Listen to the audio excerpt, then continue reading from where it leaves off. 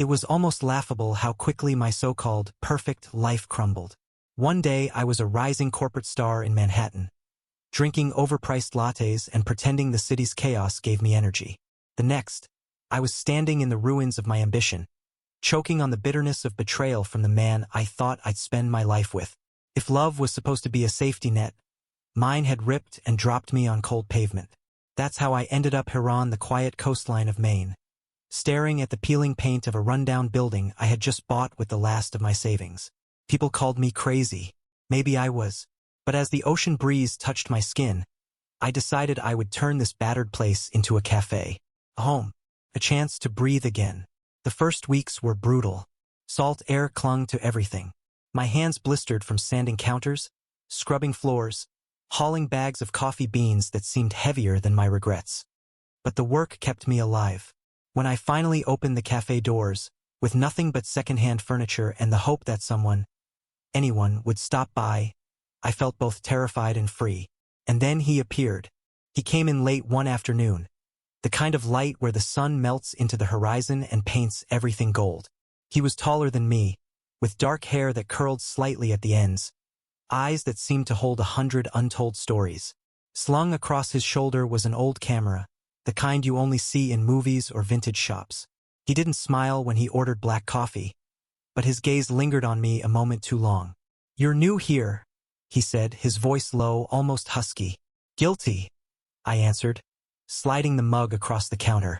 He studied me the way people study art in a museum quietly, but with an intensity that made me shift under the weight of it. Then he raised his camera, and before I could protest, the shutter clicked. "Sorry," he murmured, though he didn't look sorry at all. "You have the kind of face that belongs in a frame." I laughed awkwardly, but my chest tightened. I hadn't felt noticed like that in months, maybe years. His name was Adrian. He was a photographer traveling the coast, searching, as he put it, for moments worth remembering. He came back the next day, and the day after, always at sunset, always with that camera. Slowly, he began to fill the quiet corners of my cafe with his presence. At first, we talked about safe things, the weather, the ocean, why the locals swore by clam chowder. But then the conversations deepened. He told me about places he had seen. The streets of New Orleans after a storm, the haunting stillness of abandoned motels in Nevada, the light breaking through red canyons at dawn. I told him about my old life in New York, about the man who had left me for someone richer, prettier, colder. Adrian never judged. He just listened, sometimes capturing me mid-sentence with his camera, like my pain was worth remembering too.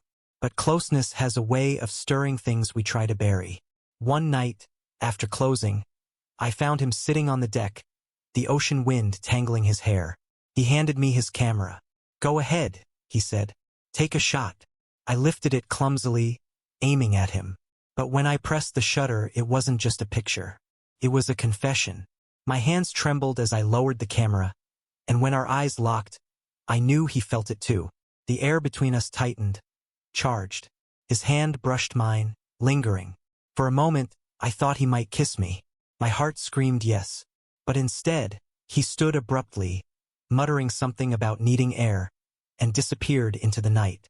For days, he didn't come back. The cafe felt emptier than ever.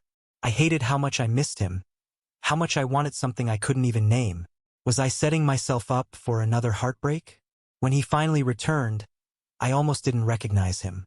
His face was shadowed, his voice rougher. He confessed that he hadn't just been traveling for art. He'd been running. From what? He didn't say, but the pain in his eyes was unmistakable.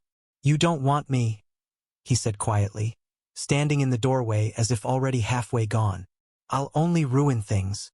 I should have let him go. I should have saved myself. But instead, I stepped closer, heart pounding. Maybe I don't want perfect anymore," I whispered. "Maybe I just want real." That broke something in him, or maybe it healed it. He kissed me then, sudden and desperate, like he'd been holding his breath for years and I was the air. My body pressed into his, and the world fell away, the ocean, the cafe, the past. For once, I didn't feel broken. I felt alive. But life isn't a photograph. It doesn't freeze the perfect moment forever. The next morning, reality returned. Adrian's demons weren't gone. Neither were mine. There were nights he'd vanish, chasing storms with his camera, leaving me alone with unanswered questions. And there were mornings I woke up afraid, convinced he'd leave like everyone else. We fought. God, did we fight? You're hiding from me? I accused one night, slamming the counter as the storm raged outside. And you're clinging to me like I'm the cure for all your scars, he shouted back, his voice breaking. The silence after was deafening. But even in the anger, I saw fear in his eyes, the same fear in mine. Fear of losing, fear of needing too much, fear of being enough.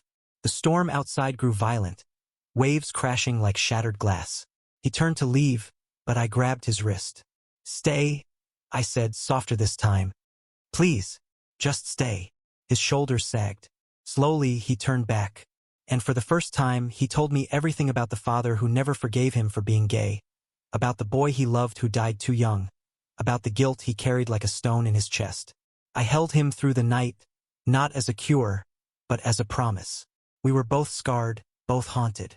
But maybe, together, we could learn how to breathe again. Months passed. The cafe grew busier. Tourists came for the coffee, stayed for the view, and sometimes admired the photographs that began appearing on the walls. Adrian's photographs. He never let me pay him. He said the cafe was as much his home as mine now. One evening, as the sky turned crimson, he set his camera down and took my hand across the table. I used to think love was about finding something perfect, he said. Now I know it's about finding someone who sees your mess and doesn't run. My throat tightened. I leaned in, kissed him gently, and for the first time in years I wasn't afraid. Because love wasn't the city lights or the promises that shattered. It was this cafe by the sea, the smell of salt and coffee, and the man who taught me that broken pieces could still build something beautiful. And as the waves whispered against the shore, I realized I hadn't just left my old life behind. I had found a new one worth remembering, one worth capturing, one worth living. Thank you for listening. Don't forget to like and subscribe to stay updated with the latest videos.